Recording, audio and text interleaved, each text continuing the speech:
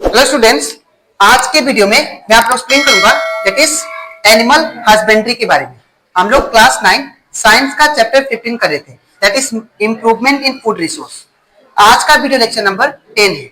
इसके पिछले वीडियो में मैंने आप लोग को दैट इज लेक्चर 1 से लेके लेक्चर 9 तक मैंने आप लोग को क्रॉप्स के बारे में पढ़ाया था और डिफरेंट टाइप्स ऑफ क्रॉप्स के बारे में, ठीक है। और इसी के साथ साथ मैंने आप लोग को दैट इज इरिगेशन क्या होता है वो भी मैंने आप लोग को डिटेल में एक्सप्लेन किया है, ठीक है। तो अगर आपको सारा कंसेप्ट अच्छे से सीखना है तो आप लोग उसको मेरे YouTube चैनल में जाके उसको देख सकते हो, ठीक है।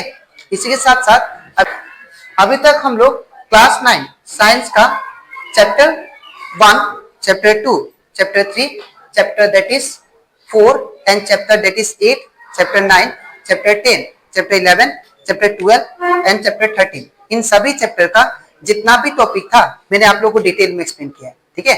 और इसी के साथ साथ मैंने आप लोग को चैप्टर 8, 9, 10, 11 और 12 का जितना भी न्यूमेरिकल क्वेश्चन था वो भी एक्सप्लेन कर दिया है, ठीक है। तो अगर आपको सारा क्वेश्चन अच्छे से सीखना है तो आप लोग उसको मेरे यूट्यूब चैनल में जाकर उसको देख सकते हो, ठीक है।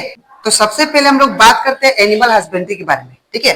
तो ये जो एनिमल हस्बेंड्री है ये वो ब्रांच है एग्रीकल्चर का जहां पे बहुत सारा डोमेस्टिक एनिमल्स को, ठीक है, उसको क्या करते हैं हम लोग पालते हैं, ठीक है। और पालने के बाद उससे जो प्रोडक्ट मिलता है, ठीक है, वो प्रोडक्ट हमारे लिए बहुत ही ज्यादा यूजफुल होता है, ठीक है। तो एनिमल हस्बेंड्री का मतलब होता है कोई भी domestic animals, group of domestic animals को पालना, ठीक है।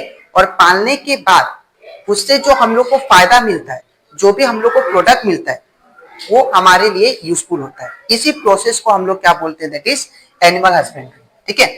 अब यहाँ पे मैंने लिखा भी है that is it is a branch of agriculture which deals with feeding, shelter, health and breeding of domestic animal. मतलब जो भी हमारे पालतू जानवर होंगे, ठीक है, उनको क्या करेंगे हम लोग प्रॉपर्ली उसको केयर करेंगे। केयर करने के बाद में जो भी उनका जो प्रोडक्ट मिलेगा वो हमारे लिए बहुत ही ज्यादा यूजफुल होगा, ठीक है। ये जो एनिमल हस्बेंड्री है वो अगर इसका एग्जाम्पल दूं तो उसका मोस्ट कॉमन जो एग्जाम्पल होगा that is cow, cattle farming, ठीक है। ये जो कैटल फार्मिंग है बहुत इंसान करते हैं। ये जो फार्मिंग कैटल फार्मिंग है वहां से क्या मिलता है, बहुत सारा कैटल, ग्रुप ऑफ कैटल को हम लोग पालते हैं, ठीक है। और पालने के बाद में वो जो कैटल होता है वो हमें क्या देता है, बहुत सारा यूजफुल प्रोडक्ट देता है, जैसे कि मिल्क हो गया, चीज हो गया, बटर हो गया। ये सारा किससे मिलता है दैट इज काउ से, ठीक है। Not even that is milk के लिए हम लोग काउ को पालते हैं, इवन वो दैट इज फार्मिंग करने के लिए भी जो कैटल फार्मिंग होता है बहुत ही ज्यादा इंपॉर्टेंट रोल प्ले करता है, ठीक है। जैसे कि यहाँ पे मैंने लिखा है that is propose of cattle farming. मतलब कैटल फार्मिंग से हम लोग को क्या क्या फायदा हो सकता है, क्यों हम लोग कैटल फार्मिंग करेंगे, ठीक है। तो सबसे पहले फॉर गेटिंग मिल्क, ताकि हम लोग को मिल्क जो ऑब्टेन्ड होता है, ठीक है, ज्यादातर जो मिल्क होता है ऑब्टेन्ड होता है किससे मिलता है, काउ से। तो अगर आप लोग काउ पालते हो, ठीक है, दैट इज कैटल फार्मिंग करते हो, तो काउ पालने के बाद में जो आप लोग को मिल्क मिलेगा वो आपके लिए दैट इज बहुत ही ज्यादा यूजफुल होगा। हम लोग जानते हैं बिकॉज जो मिल्क होता है वो पनीर, चीज, बहुत सारा चीज बनाने में यूजफुल होता है, ठीक है। तो इसलिए ताकि हम लोग को मिल्क मिले इसलिए हम लोग क्या करते हैं, कैटल फार्मिंग करते हैं, ठीक है। उसके बाद है प्लगिंग फील्ड। प्लगिंग फील्ड का मतलब जब क्या होता है, जब हम लोग खेती करते हैं तो फील्ड को प्लग करने के लिए क्या करता है, कैटल काम देता है, ठीक है। नेक्स्ट है बुल कार्ट फॉर ट्रांसपोर्टेशन।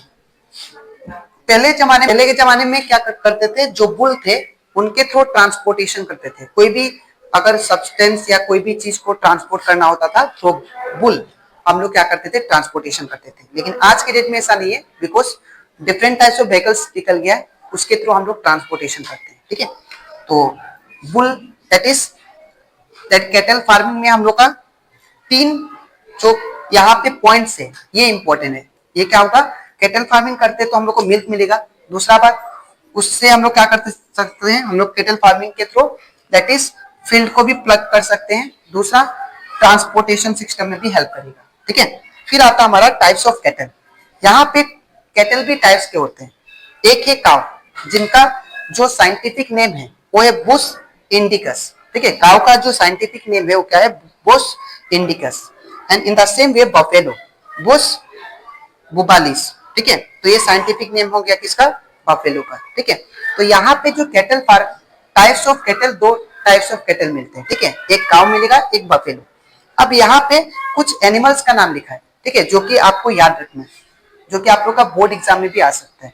पहला है that is milk animal. Milk animal किसको बोलते हैं? तो this includes milk producing animals, female cattle. जो फीमेल कैटल होते हैं जो मिल्क प्रोड्यूस करते हैं, ठीक है ना, तो जो भी फीमेल कैटल मिल्क प्रोड्यूस करते हैं उनको हम लोग क्या बोलते हैं? मिल्क एनिमल, ठीक है। उसके बाद आता है ब्रॉड एनिमल। ब्रॉड एनिमल किसको बोलते हैं?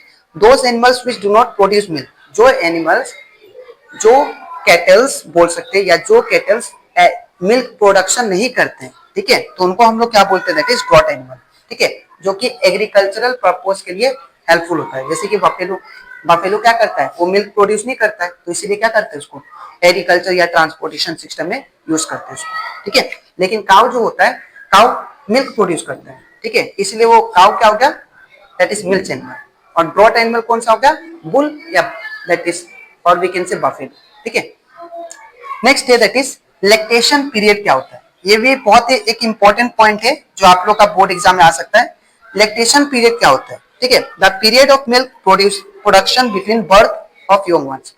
जब क्या होता है, कोई भी कैटल जब बोर्न होता है, न्यू बोर्न, ठीक है, तो जब वो कैटल जब मिल्क प्रोड्यूस करता है, पहला जो मिल्क होता है उसको हम लोग क्या बोलते हैं? लैक्टेशन पीरियड, ठीक है।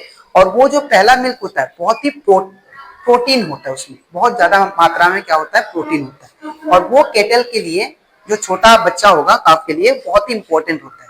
तो इन याद रखिएगा लैक्टेशन पीरियड किसको बोलते हैं? जो फर्स्ट प्रोडक्शन होता है मिल्क का, जब वो बर्थ देता है कोई भी यंग वंस को, तब उसको हम लोग क्या बोलते हैं? लैक्टेशन पीरियड, ठीक है। तो आई होप आपको सारा कंसेप्ट अच्छे से क्लियर होगा।